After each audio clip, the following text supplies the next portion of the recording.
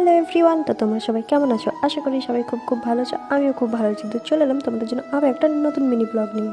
আর আজ ছিল আমাদের বাড়িতে পুজো, তাই ভাবলাম তোমাদেরকেও একটু দেখিয়ে দিই। আর এটা হচ্ছে আমাদের মন্দিরের গেট। তারপর আস্তে আস্তে আমি গেটের ভিতরে ঢুকে তোমাদেরকে ঠাকুরগুলোকে ভালো করে দেখিয়ে দেবো।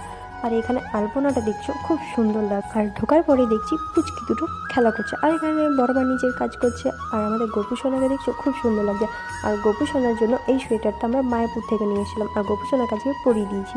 আর এবার তোমরা আস্তে আস্তে সব ঠাকুরগুলোকে দেখে নাও। আর সত্যি কথা বলতে না, আজ ঠাকুরগুলোকে খুব সুন্দর লাগছে। আমি ভেবেছিলাম তোমাদেরকে আমি পুজোর আগে থেকে সব কিছু শেয়ার করবো, বাট সরি পারিনি। আমি যেহেতু আমার একটু প্রবলেম হয়ে গিয়েছিল, আর আমি বলতে আজ ঘুম থেকে আজ একটু লেট করেই উঠেছিলাম, তাই তোমাদেরকে পুজোটা শেয়ার করতে পারলাম না। বাট যেটুকুনি পারলাম, তোমাদের যদি ভালো লাগে like, comment, share and subscribe করবে। দেখা হবে নেক্সট ভিডিওতে। রাধে রাধে, টাটা।